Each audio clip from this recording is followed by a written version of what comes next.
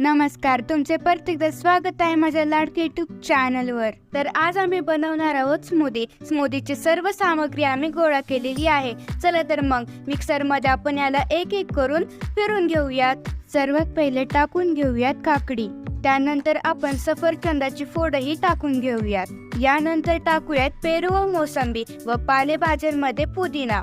यानंतर आपण हिरवा माठ, सलरी, चुका, पालक, कढीपत्ता, सॅलडचे पानेही टाकून घेऊयात. यानंतर आपण लवंग, मिरी व दालचिनी याला आपण छान प्रकारे कुटूयात. छान प्रकारे कुटल्यावर याला मिक्सर ग्राइंडर मध्ये टाकून घेऊ.